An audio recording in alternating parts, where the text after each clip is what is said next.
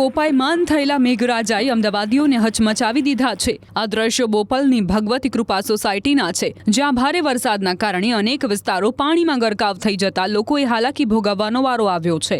Sofa સહિત electric વસ્તુઓને તો નુકસાન પહોંચ્યું જ છે, પરંતુ કેટલાક મકાનોમાં ભરાયેલા પાણીના કારણે એક ટંકનો રોટલો બની શકે તેટલું અનાજ પણ નથી બચ્યું। ત્યારે સ્થાનિકો હવે રડતી આંખે મદદની અપીલ કરી રહ્યા છે। ભારે વરસાદ થયો છે ને વરસાદે વિનાશ વેર્યો છે। વરસાદ રોકાયા બાદના તારાજીના દ્રશ્યો સામે આવી રહ્યા છે કે આ બોપલ વિસ્તારની ભગવતી કૃપા સોસાયટી જે છે કે જેમાં અનેક મકાનો જે છે, મકાનની બહાર તમને આ પ્રકારે તમામ લોકોનો સામાન જે છે તે જોવા મળે। આ તમામ સામાન એટલા માટે બહાર કાઢ્યો છે કે આ સામાન પલળી ગયો છે। જોકે તમામ લોકોએ ઘરમાં પાણી ના જાય તે માટેની વ્યવસ્થા પણ કરી છે, પરંતુ તેમ છતાં પણ પાણી જે છે તે આખા ઘરની અંદર હોય તે પ્રકારના દ્રશ્યો જે છે તે જોવા મળ્યા હતા। અત્યારે હાલ તમે જોઈ રહ્યા છો કે આ મુખ્ય દરવાજો છે, મુખ્ય દરવાજાની અંદર 1.5 ફૂટ જેટલું કોર્ડન કરવામાં આવ્યું છે, છતાં આ ઘરની અંદર પાણી છે। હવે તમે ઘરની અંદરના દ્રશ્ય જુઓ કે લોકોએ પોતાનો સામાન જે છે તે કેવી રીતે મૂક્યો છે અને અત્યારે જે કહી શકાય કે પાણી ઓસર્યા બાદ પોતાના સામાનનો રખરખાવ કરતા નજરે પડી રહ્યા છે। આ પ્રકારે સામાન જે છે તે મૂક્યો હોય તે પ્રકારના દ્રશ્યો જે છે તે જોવા મળી રહ્યા છે। આ સમગ્ર ઘરની અંદર તમે જોઈ શકો છો કે દિવાળીનું કામ કાઢતા હોય તેવું નથી, પરંતુ આ બારીની અંદરથી પાણી આવ્યું છે તે પ્રકારનું આ સ્થાનિકોનું કહેવું છે અને આ પ્રકારની સિચ્યુએશન જે છે તે થઈ છે। એટલે કે એક નહીં બે નહીં જેટલા મકાનો આ સોસાયટીની અંદર છે એ તમામ મકાનોની અંદર પાણી ભરાઈ ચૂક્યા છે। અત્યારે હાલ તમે જોઈ રહ્યા છો કે બે પંખા ચાલુ કરવાની નોબત આવી રહી છે। 2 પંખા ચાલુ કરી અને પોતાનો સામાન જે છે તે પલળી ગયો તેને સૂકવવાની જહેમત ઉઠાવી રહ્યા છે। આ પ્રકારે આટલું ઊંચું એટલે કે પીપળા નીચે મૂક્યા છે, ઉપર બેડ મૂક્યો છે, આ તિજોરી જે છે તિજોરીની અંદર પણ પાણી ઘૂસી ચૂક્યા છે। આ રસોડું હોય, બેડરૂમ હોય, તમામ રૂમની અંદર આ પ્રકારેનો સામાન જે છે તે જોવા મળશે, કારણ કે આ સામાન એટલા માટે મૂક્યો છે કે તમામની સામાનની અંદર પાણીમાં ગરકાવ થયેલો હતો અને જ્યાં નજર નાખો તે પાણી। રસોડું જે છે તેમાં પણ પાણી હતું અને તેના કારણે અત્યારે હાલ તમામ વસ્તુઓ ખાલી કરવાની નોબત આવી છે। જો કે ઘર વખરીનો તમામ સામાન જે છે તેઓ પણ આ પાણીની અંદર તબાહ થઈ ચૂક્યો છે। આ પ્રકારના તારાજીના દ્રશ્યો વરસાદ બાદ સામે આવી રહ્યા છે। આ બહેનો પણ આપણી સાથે છે, તેમની સાથે વાત કરીશું, તેઓ શું કહી રહ્યા છે, તેમને કેટલું નુકસાન થયું છે અને ક્યાં સુધી એમના ઘરમાં પાણી હતું તે તમામ વિગતો એમની પાસે જાણીશું। આપના ઘરમાં પાણી ક્યાં સુધી હતું અને કેટલી મુશ્કેલીનો સામનો કર્યો? કેટલું નુકસાન થયું તમારે? बहुत नुकसान हो गया, बहुत पढ़ाई नहीं पड़ा मेरे को ये बोलते क्या કેટલું નુકસાન થયું છે અને કેટલું નુકસાન થયું છે? बहुत सारा नुकसान हो गया, बहुत सारे। कितना रुपये का नुकसान है मेरे को पता नहीं है कितना। सभी सामान बिगड़ गया, एक ही वस्तु नहीं है, एक ही वस्तु, सभी सामान बिगड़ गया। આમને એકલાને જ આવું થયું છે કે કેટલા સોસાયટીના મકાન છે, કેટલા સોસાયટીના મકાનો છે અને બધા 42 મકાનો? હા, હું બોપલ ભગવતી કૃપામાંથી મંજુલાબેન બોલું છું। અમારી સોસાયટીની અંદર 3 દિવસ પાણી ઘરમાં આટલા ગળા સુધીના પાણી 3 દિવસ રહ્યા છે અને તે પાણી જવાનો કોઈ નિકાલ નહોતો અને અમારા સોસાયટીના તમામ માણસો ખાવા પીવાની બધી જ મુશ્કેલી બેઠી છે।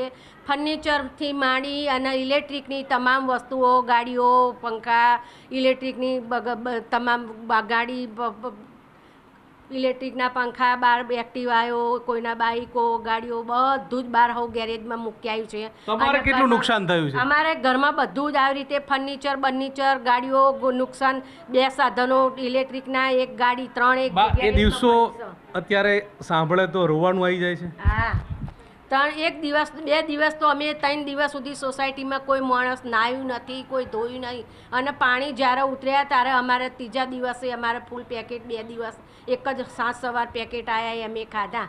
અમે બહુ જ મુશ્કેલી વેઠી છે। અમે સરકાર કાલે અમારે આવી અને અમારા સોસાયટીની અંદર આવી અને લખી જશે કે અમે એમ નુકસાન તમને થોડું ઘણું આપીશું, તો બધા આખી સોસાયટીને મારું કહેવું એટલું આજે છે કે સરકાર તમે ક્યાં સુધી આ સોસાયટીમાં ઘર સુધી પાણી હતું અને કેવી રીતે દિવસો કાઢ્યા?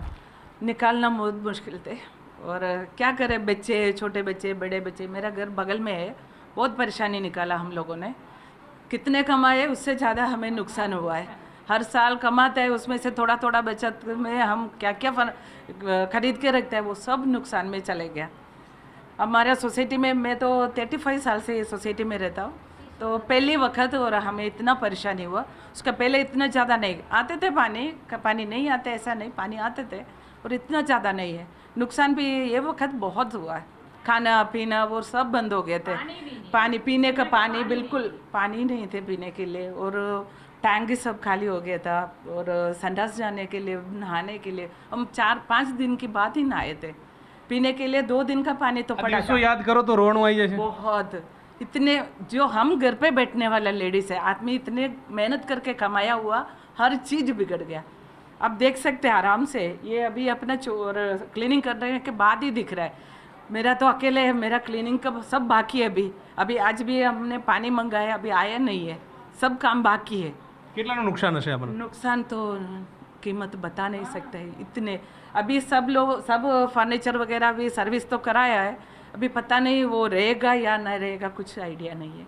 सब तबाह हो गया। सब बहुत अपने जैसे बहुत सारे, इधर रेंट पे रहने वाला बहुत सारे हैं, नीचे फ्लोर पे रहने वाला बहुत सारे हैं, उनका सबसे ज़्यादा नुकसान हुआ। रेंट पे रहते हैं वो, उसके मजबूरी से आके रह रहे हैं। सबके लिए कुछ और सरकार तो आए थे ये वक्त, और एएमसी से आके और मदद किया और क्लीनिंग का सब करके हम 4 दिन के बाद और हम बाहर निकल पाया।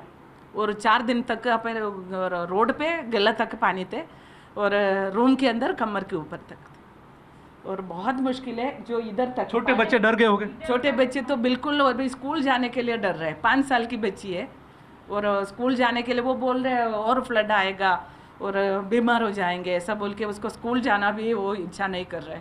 જી બિલકુલ, તો જે પ્રકારે ભારે વરસાદ થયો તો વરસાદે તારાજી સર્જી છે અને તેના કારણે કોઈ પણ મહિલા જે છે તે વાત કરતાં કરતાં રડી પડે છે અને આ પ્રકારની સિચ્યુએશન જે છે તે સમગ્ર સોસાયટીની અંદર જોવા મળી રહી છે। એટલે કે તમામ જે બહેનો જે છે તે એક જ વાત કરી રહ્યા છે, રડતા રડતા પોતાની જે દિવસો જે 5 દિવસ ભારે વરસાદની અંદર કાઢ્યા છે, પોતાના ઘરમાં હોવા છતાં પણ સુરક્ષિત ન હોય તે પ્રકારની વાત કરતાં રડતા નજરે પડી રહ્યા છે। હરી શર્મા સાથે ગૌતમ શ્રીમાળી, ન્યૂઝ 18 ગુજરાતી, અમદાવાદ।